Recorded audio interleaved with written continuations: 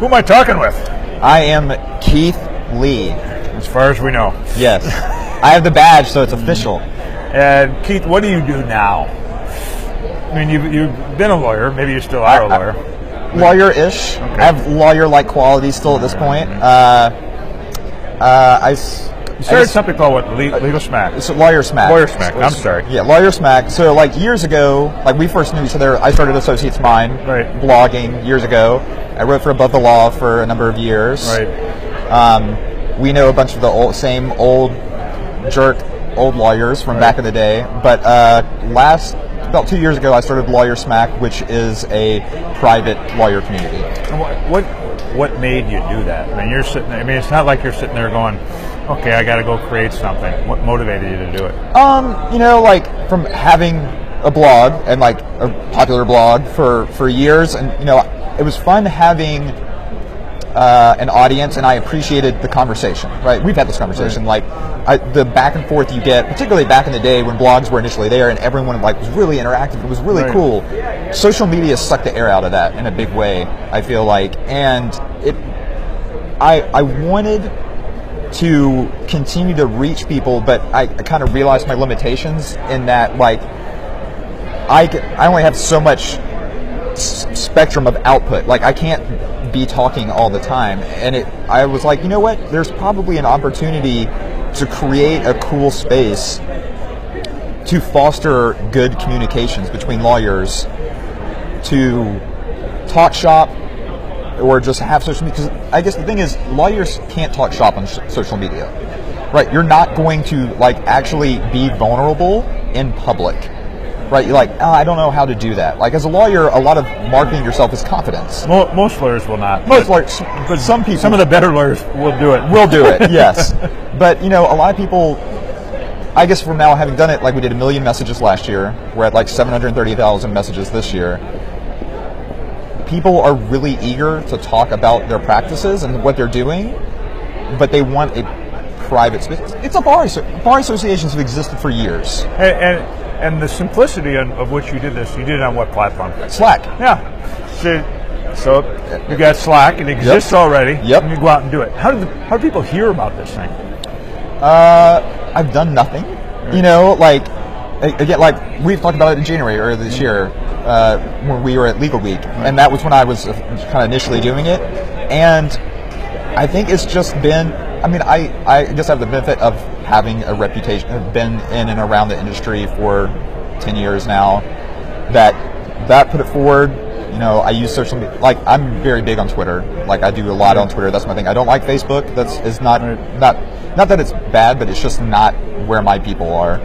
And just use that, and it's just organically grown. Like I have a lot of just. And what's the business model for it now? Because now you're developing a business around it, or you're testing what it could be.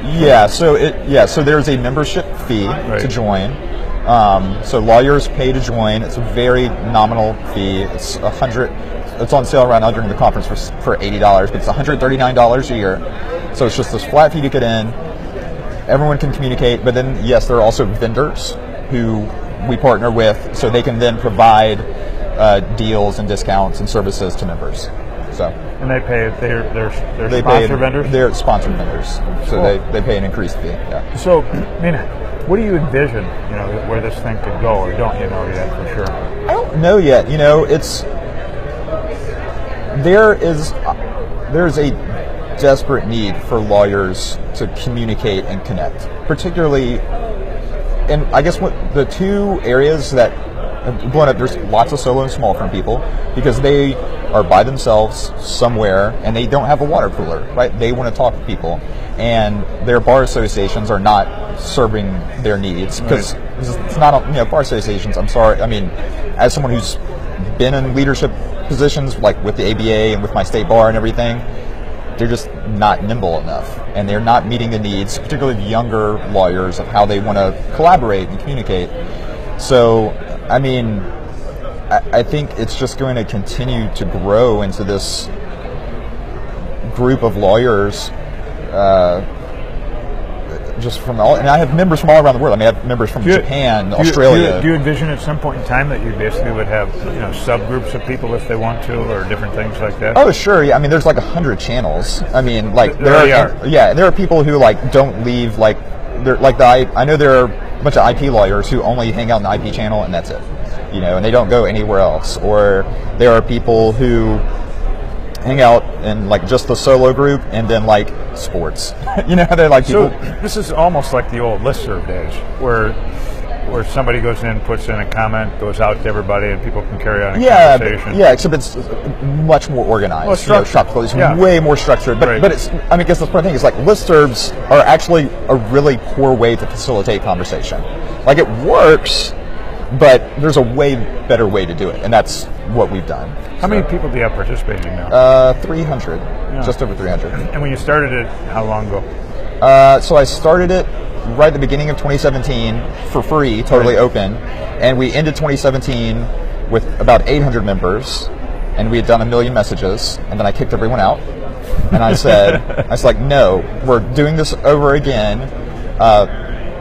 Real name, real face, no secret identities, have to have skin in the game, i.e. pay, and just to try and elevate the whole conversation. And then since January 1, back. And now we're 50% back, almost all the way through the year, and at the same volume of messages. So less people, but same amount of engagement and much higher quality conversations. Yeah, so what you're forming is, it's an online community of people that begin to trust each other. Yes. And with that communication, that town hall across the world. Yep.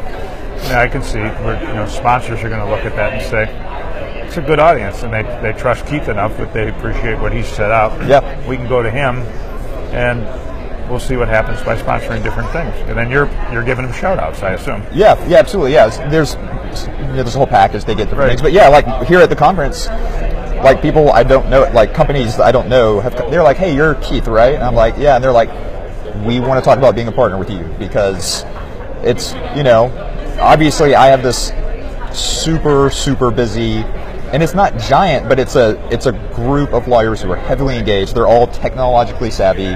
They're first mover type lawyers. Yeah, they're more likely to be receptive to new ideas, new products. Things. Yeah. Are you still practicing law? Less and less. Okay. This is eating up a lot of my time at this point. At the beginning of this year, I was there doing it more. Now, when do you think it's going to tip to the point where you go, okay, this can support me? It might not be much longer, realistically. Yeah. I mean, it's getting pretty close to there, and it's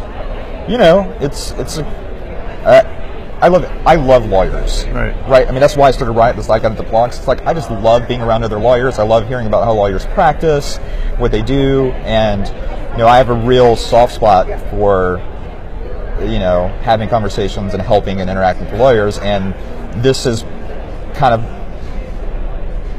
I feel like everything I've done up to this point, not in my pure legal career, but the blogging, the writing, books, leadership stuff, this is the culminate, like, oh, this is what I was supposed to do actually, is make this place for lawyers. And what it is it's not about me. I just need to create the space and then let everyone get together and help each other. Yeah, you're opening up the hall. Yeah. And and allowing that to happen, yep. Empowering the conversation. What do you tell lawyers that are, they're practicing, they're here, they're somewhat innovative, and they're here at Clio, and they're hearing an awful lot about people that actually, in their minds, probably thought, how did they lose their mind and quit their job and go out and start something, or start something, and then there's a lot of that going around here. I mean, it's in the water, like among people here, and they're trying to figure out, should I do that or chase that down? And you've seen a lot of those lawyers too. Over the years. For sure. What do you tell lawyers? Hey, I got this idea. I'm thinking about something. What do you tell them? Don't quit your day job. Yeah. But it's good. I mean, I think particularly that there's that idea now, not just here, but kind of in the general ether of the world of like having side hustles and having, like diversify your portfolio of your life. Like, are you all eggs in one basket, or should you try and different things? And to take it way, like, a decade ago, like that's why I started my blog initially. I was like, okay, I need to have some ways to try and build and develop a reputation and connect with other people outside of just my local where I live and practice as a lawyer.